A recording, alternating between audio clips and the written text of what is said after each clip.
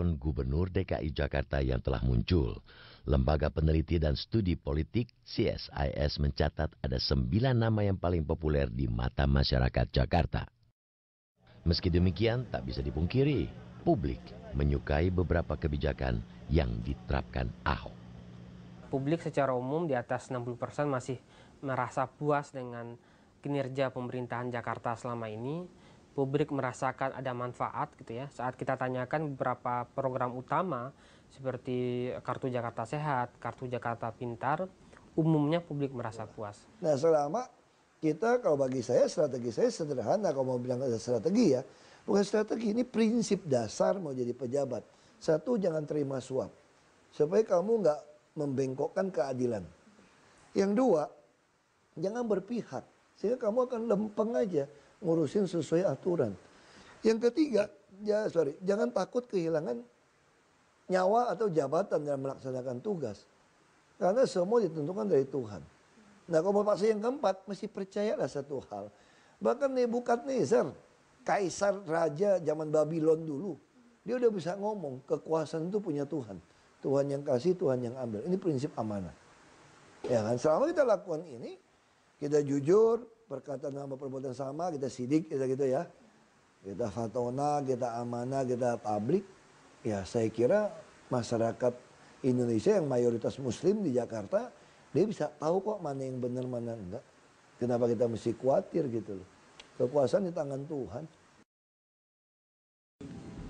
Banyak nama bermunculan. Mereka mencoba peruntungan melawan sang gubernur yang juga petahana. Ahok sendiri disinyalir akan maju lewat jalur independen. Namun, Ahok masih menjadi magnet bagi partai politik. Bagaimana gaya Ahok menyikapi partai politik yang mendekatinya? Realitas segera kembali.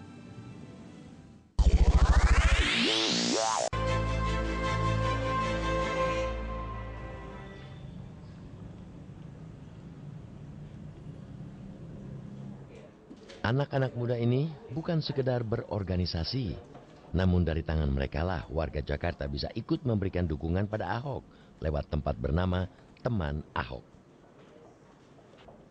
Sejak dibentuk pada tahun 2014, relawan dari Teman Ahok ini menjadi posko bagi warga yang ingin memberikan dukungan pada Ahok. Terlebih pada pertarungan Pilkada 2017, Ahok berencana maju lewat jalur independen. Kami adalah relawan pengumpul KTP untuk mencalonkan Ahok menjadi Gubernur DKI Jakarta melalui jalur independen. Ya, jalur independen. Untuk bisa maju melalui jalur independen, calon wakil gubernur minimal harus memiliki dukungan dari 500.000 yang berbentuk kartu tanda penduduk dari warga Jakarta. Saat ini kami sudah mengumpulkan 685.000 KTP dukungan. Kami sedang menyiapkan proses administrasi yang diminta oleh KPUD sambil menunggu akan mendapatkan 1 juta KTP sampai bulan Mei 2016. Meski berencana maju lewat jalur independen, sosok Ahok masih menjadi magnet bagi partai yang ingin meminangnya. Satu partai akhirnya menyatakan dukungan bagi Ahok dalam Pilkada Jakarta 2017 mendatang.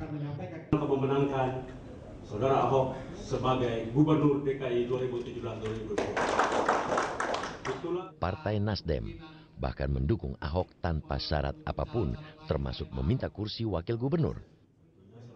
Nasdem menyatakan hanya akan menggerakkan konstituen, kader, hingga simpatisan partai untuk mendukung Ahok.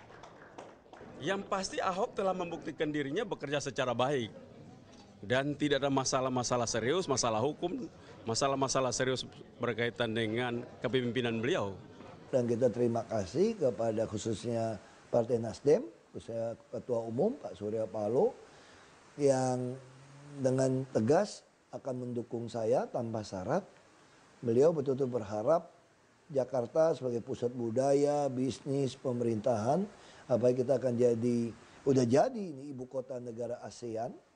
Kita menghadapi masuk ke ekonomi Asia Tenggara, beliau ingin sekali itu gubernurnya itu betul-betul mewujudkan Jakarta baru.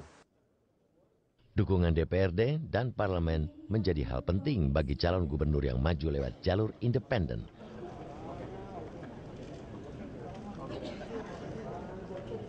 Keluar dari partai yang mendukungnya, dan kini maju melalui jalur independen memang bukan pilihan mudah dari Ahok. Meski kritik kebijakan dan gaya kepemimpinan terus digemakan pesaingnya, Ahok tetap bersikap dengan caranya sendiri. Saya bilang, saya dilantik bukan untuk soal pemilih, saya dilantik untuk membereskan Jakarta. Ya itu urusan kedua, orang pilih nggak pilih, saya kan terus kerja aja. Laga Ahok dan pesaingnya pada pemilu kada DKI Jakarta tahun depan memang akan menjadi pertarungan yang menarik. Siapapun yang mencalonkan diri atau apapun strateginya, masyarakatlah yang akan menentukan siapa pemimpin yang akan membawa ibu kota negara menjadi lebih baik hingga 5 tahun ke depan. Tapi ingat, Anda tidak boleh salah pilih. Karena tidak hanya akan menentukan wajah ibu kota tapi juga wajah Indonesia. Saya Zelda Safitri bersama tim Realitas. Sampai jumpa.